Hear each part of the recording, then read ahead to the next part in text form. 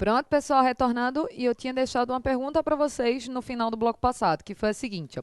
Já sabemos que quando a concessionária ela causa um dano, você processa a concessionária e ela vai responder tanto pelos danos causados ao usuário quanto ao não usuário. Só que a minha pergunta é, e se a concessionária, por exemplo, faliu? E aí? Vamos para o esquema? Volta comigo para o desenho. Veja bem, a responsabilidade da concessionária nesse desenho daqui que eu fiz, é tanto a responsabilidade objetiva quanto é uma responsabilidade direta. Como assim? Objetiva e direta. A lógica é, se foi a concessionária que causou um dano, você processa o Estado de Pernambuco ou a concessionária? A concessionária, porque imagina, se o Estado respondesse por tudo que era acidente de ônibus que existisse, acabou, né? Ia falir muito antes do que já faliu agora. Então, é claro que você processa quem te causa um dano. A responsabilidade é direta. E isso eu estou dando um exemplo com a concessionária, mas serve para tudo.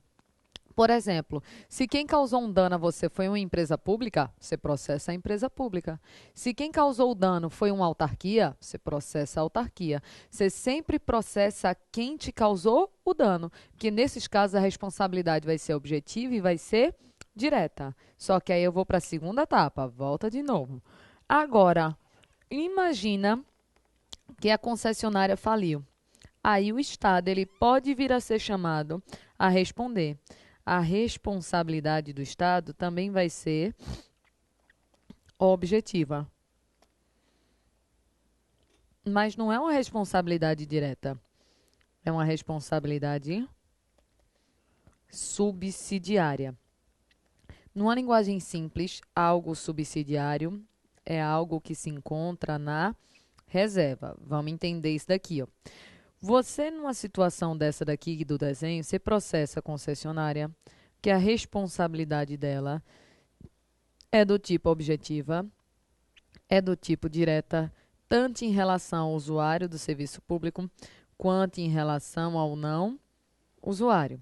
Já a responsabilidade do Estado também é objetiva, só que ela vai ser uma responsabilidade subsidiária, ou seja, ela se encontra na reserva. Ou seja, um ônibus atropelou algumas pessoas. Os prejudicados processam a concessionária e vão provar ato, dano e nexo causal, porque a responsabilidade da concessionária ela é objetiva e ela é direta. A concessionária faliu. Então, como a concessionária faliu, mas ela executou um serviço que foi, não é isso, autorizado por um contrato assinado pelo Estado de Pernambuco, no meu exemplo, aí você chama o Estado. E o Estado tem responsabilidade objetiva também. Se a concessionária não pagou, você chama o Estado. Chamando o Estado, você prova ato, dano e nexo causal. Mas veja que você só chama o Estado se a concessionária não tiver condições com arcar com aquele débito.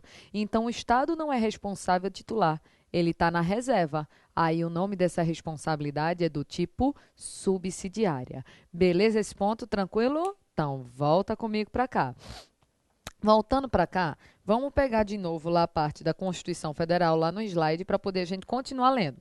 Então, a gente já sabe quem é Estado e já sabe que o Estado responde pelos danos causados pelos seus agentes.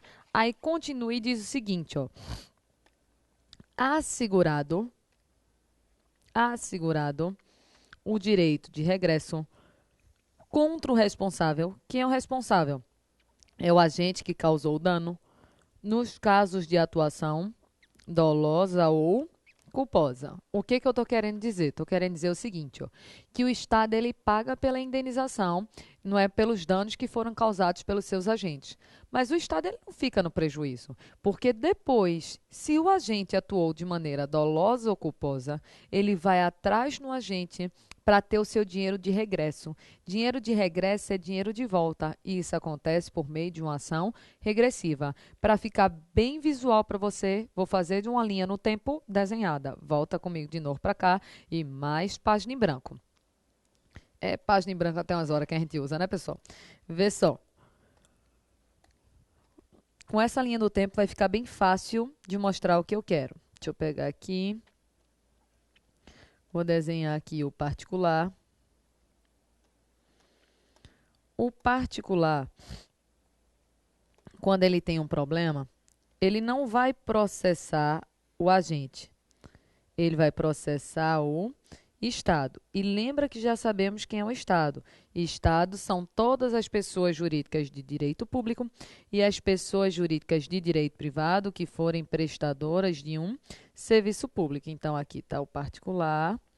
O particular vai processar aqui o Estado.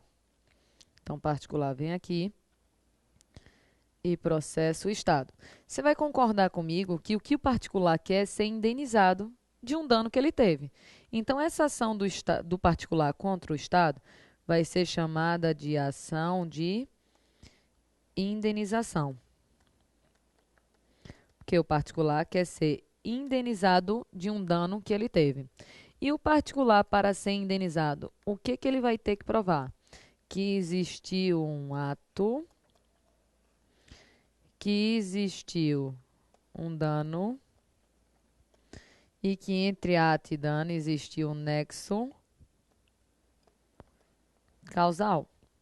Porque a responsabilidade do Estado é uma responsabilidade do tipo objetiva.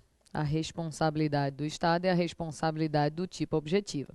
Aí, existindo o ato, o dano e o nexo causal, o Estado vai lá e paga o particular, beleza, para o particular, problema resolvido.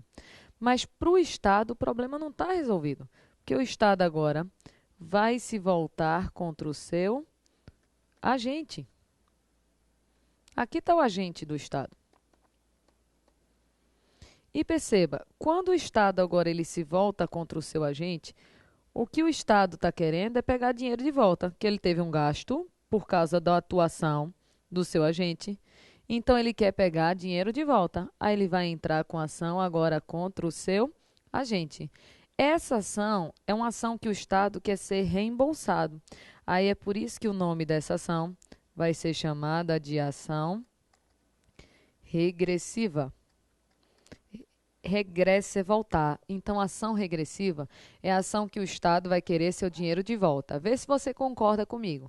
Só vai existir ação regressiva se o Estado foi condenado na ação de indenização. Concorda? Lógico. Porque se o Estado não foi condenado, o Estado não vai ser obrigado a pagar a indenização. Se não pagou a indenização, não gastou nada. Se não gastou nada, não tem o que pegar de volta. Concorda? Então, só vai existir ação regressiva se o Estado foi condenado nessa ação de indenização. Aí, neste caso daí, vai acontecer o seguinte, ó. Se existir ação regressiva, é porque já está comprovado que existe um ato, um dano e um nexo causal. Porque se não existisse ato, dano e nexo causal, o Estado nem pagaria a indenização. Então, na ação regressiva, ato, dano e nexo causal já estão provados. Só que não é sempre que o agente é obrigado a reembolsar o Estado.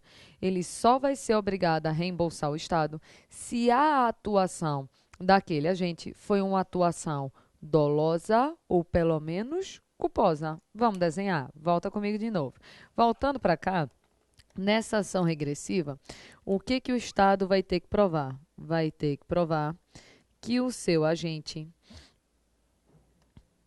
atuou com dolo ou que atuou, pelo menos, com culpa.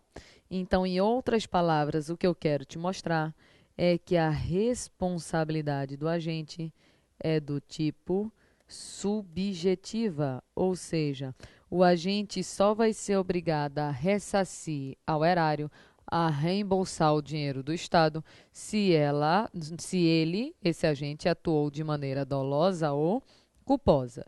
Beleza esse ponto? Então, é mais ou menos assim, ó. A responsabilidade aqui do Estado é objetiva. Já a responsabilidade do agente vai ser do tipo subjetiva. Só que eu quero ir além. Quero te perguntar o seguinte: o particular vai ter a vida toda para entrar com ação contra o Estado? Não. Existe um prazo para o particular ingressar contra essa ação pedindo a indenização do Estado. E depois o Estado vai poder entrar contra o seu agente. Só que existem prazos a serem decorados.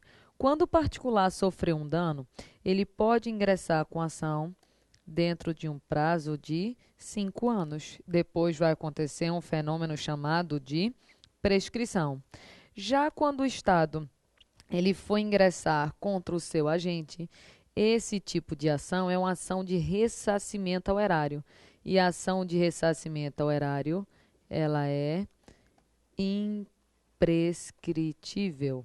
Ela é imprescritível. Então, a ação do particular contra o Estado, 5 anos.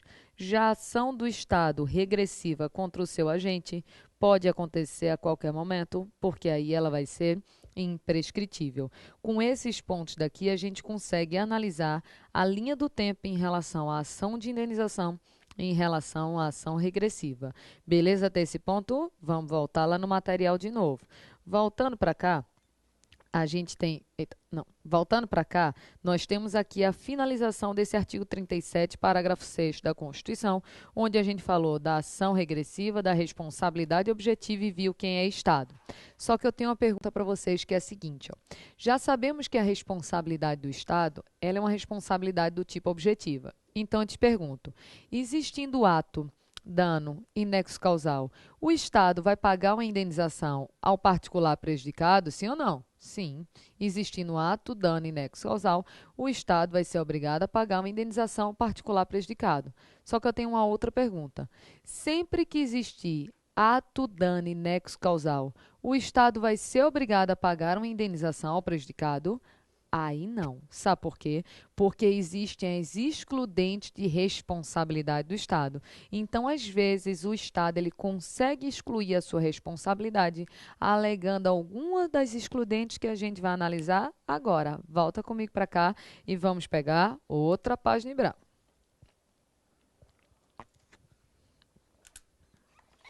Vê só. Vamos analisar o seguinte, ó. O Estado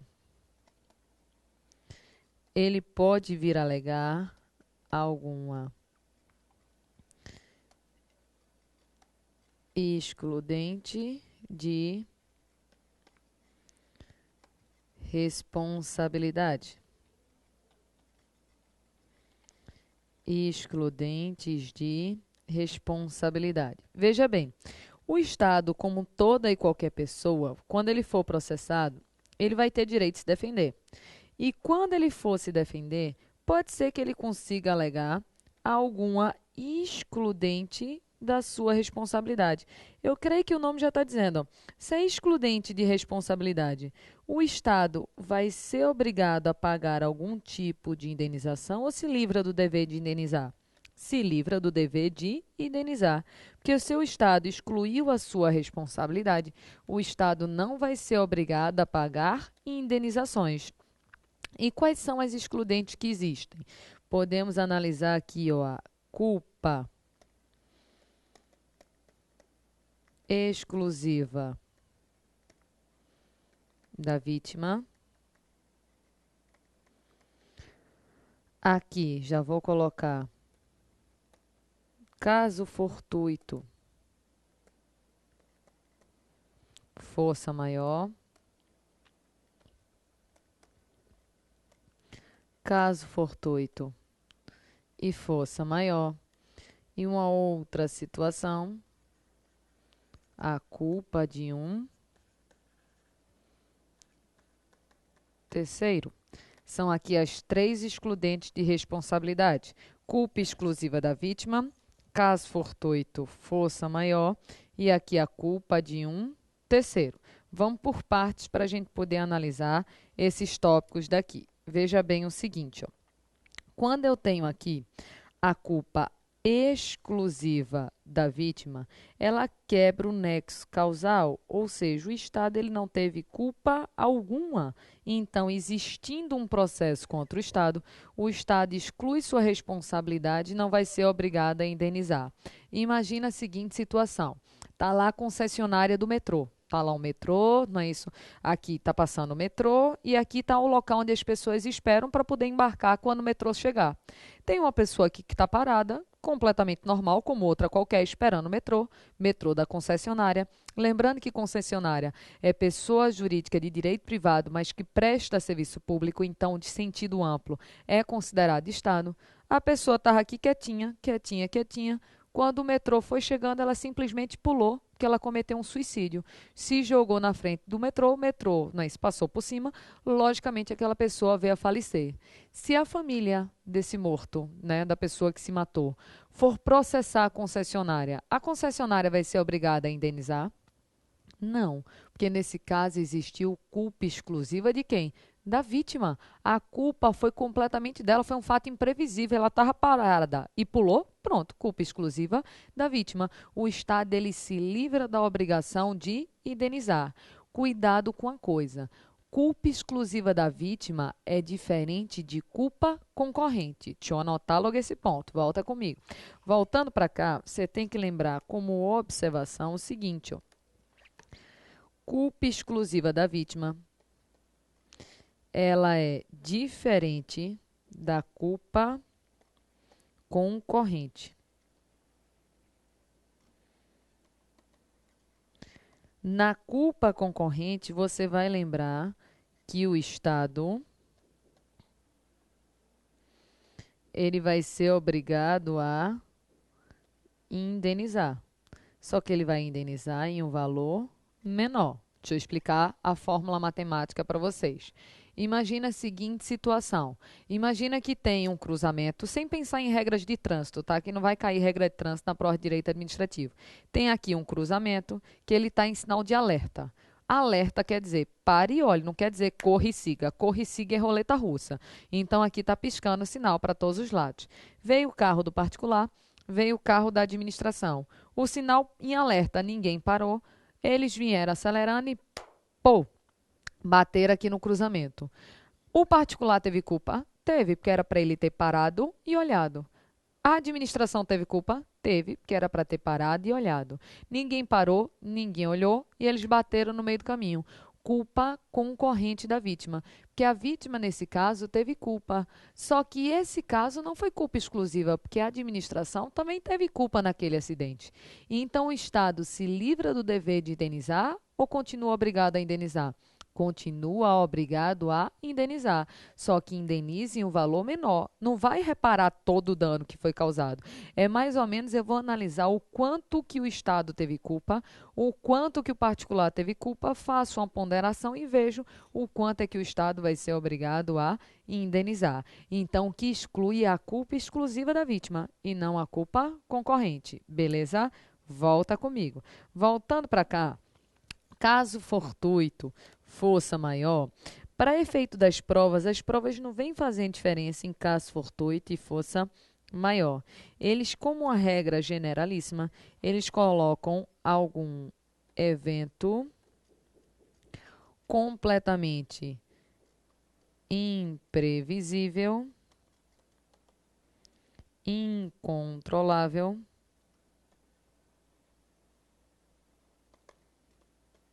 de quem? Da natureza. Esse é o exemplo clássico. Evento imprevisível, evento incontrolável da natureza. Vamos entender isso daqui. Imagina que aqui em Recife deu um terremoto imprevisível, incontrolável. Deu um tsunami imprevisível, incontrolável. Um vendaval fora do normal, né? Imprevisível, incontrolável.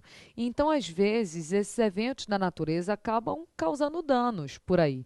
E esse dano que foi causado, ele é fruto de um caso fortuito, é fruto de uma força maior.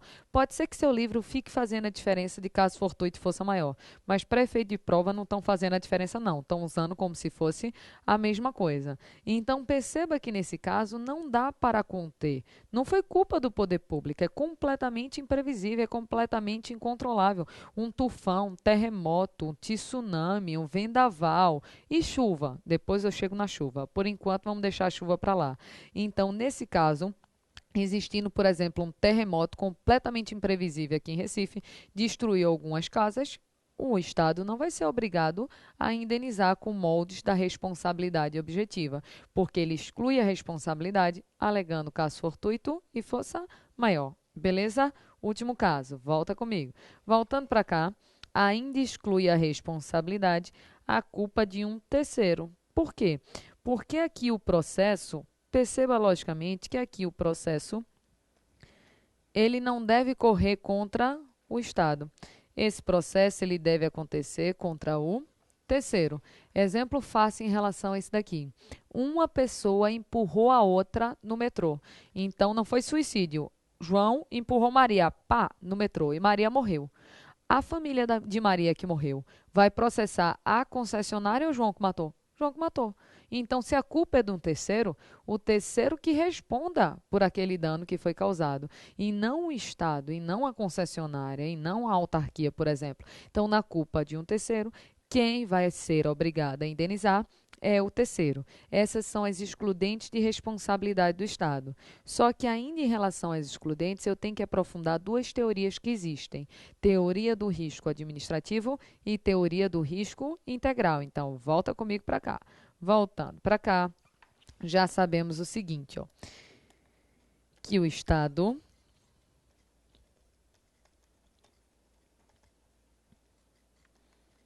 ele adota o modelo de responsabilidade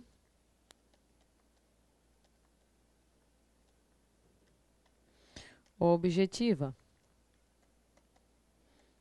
Só que essa responsabilidade objetiva pode ser baseada em uma teoria chamada de teoria do risco administrativo e em outra teoria, que é a teoria do risco integral. Teoria do risco administrativo, teoria do risco integral. Já estamos enjoados de saber que o Estado tem a responsabilidade objetiva. Só que essa responsabilidade objetiva daqui, ela pode ser baseada em dois tipos de teorias diferentes: em teoria do risco administrativo e em teoria do risco integral.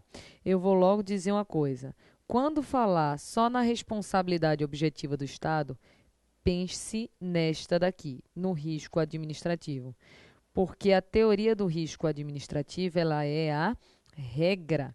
E o que quer dizer essa teoria aqui do risco administrativo? É fácil. Pela teoria do risco administrativo, o Estado, quando eu botar o é porque é de Estado,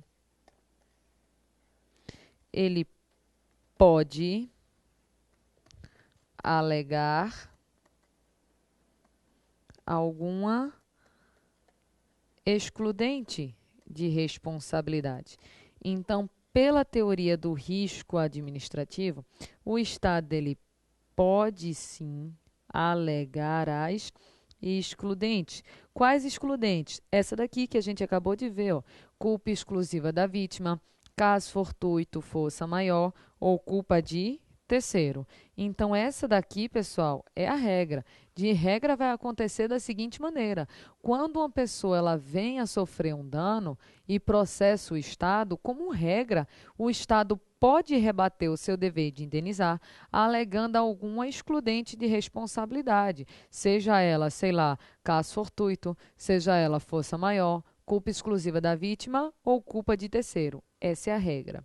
Só que em algumas situações específicas, aconteça o que acontecer, o Estado sempre vai ser obrigado a indenizar, porque o risco que o Estado assumiu naquela atividade é do tipo risco integral. E nesse risco integral não se admite a alegação de excludentes de responsabilidade, mas são em casos pontuais que a gente vai ver agora. Voltando para cá, esse risco integral, ele é completamente a exceção. Tanto é que você só vai falar do risco integral quando a questão o pedir expressamente. Se a questão não pedir expressamente o risco integral, é porque ele está adotando o risco administrativo. Então, aqui, deixa eu só pegar a caneta azul. Aqui, no risco integral, aconteça o que aconteceu, o Estado sempre vai ser obrigado a indenizar, porque o Estado ele não vai poder alegar excludentes de responsabilidade. Veja aqui a diferença. Aqui no risco integral, o Estado não vai poder alegar excludente de responsabilidade. Então, se ele não pode alegar excludente de responsabilidade, é porque no risco integral, o Estado, ele sempre vai ser obrigado a indenizar. Então, aqui, o Estado sempre vai ser obrigado a indenizar. Quais são as 3 situações? Situação quando falar na sua prova de dano nuclear, na situação de atentado terrorista em aeronave. Professora, só em aeronave, é porque o pacto foi em relação, que foi assinado, foi em relação a aeronaves. Tem muito a ver com o 11 de setembro, que vocês devem lembrar. E uma outra situação aqui é o dano ambiental. Dano nuclear, atentado terrorista em aeronave e ainda o dano ambiental. Só que aí, olha a lógica disso daqui. Deixa eu pegar um exemplo que aconteceu no Japão. Vamos imaginar que isso aqui aconteceu no Brasil, só para eu poder encaixar o exemplo. Vocês lembram daquele acidente que existiu na usina de Fukushima, lá no Japão? Foi um terremoto e um tsunami. Aí rompeu as barreiras da usina de Fukushima e começou a vazar radiação para tudo que é canto.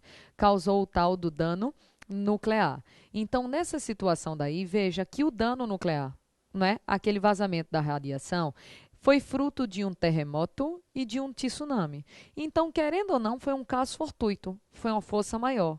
Só que isso existindo aqui no Brasil, porque logicamente eu não sei como é a lei japonesa, existindo no Brasil, o Estado não seria obrigado a indenizar os prejudicados ou seria? Seria, porque se o Estado está mexendo com substância nuclear, aconteça o que acontecer, o Estado sempre vai ser obrigado a indenizar, porque a teoria adotada é a teoria do risco integral. Perceba que, nesse caso, o Estado é um garantidor universal. Aconteça o que acontecer, o Estado vai ser obrigado a indenizar.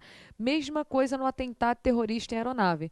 Passou uma pessoa com as bombas lá do Estado Islâmico, entrou no avião, bum, explodiu.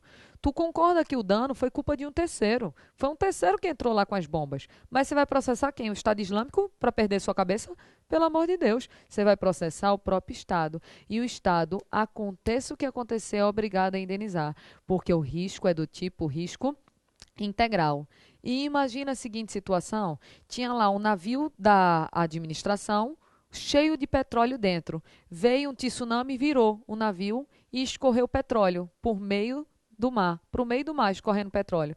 Concorda que aquele dano ambiental foi fruto de um tsunami? Caso fortuito, fosse maior. Mas o dano ambiental, aconteça o que acontecer, tem que sempre ser reparado. Então, nessas 3 situações, dano nuclear, atentado terrorista em aeronave e dano ambiental, pouco importa se foi culpa exclusiva da vítima, se foi caso fortuito, se for força maior, se foi culpa de terceiro, pouco importa. O Estado não pode alegar excludentes de responsabilidade, porque o Estado, aconteça o que acontecer, ele sempre vai ser obrigado a indenizar. Essa é a teoria do risco integral. Mas lembra que para a tua prova, se não falar qual é a teoria que está sendo adotada, é porque ele está adotando a teoria do risco administrativo, porque ela é a regra. E como a regra é generalíssima, o Estado consegue excluir sua responsabilidade. Até aqui, beleza? Tá faltando pouca coisa. No próximo bloco a gente encerra o resumo teórico e vai fazer algumas questões. Vai tomar água, comer um biscoito, que daqui a pouco a gente volta.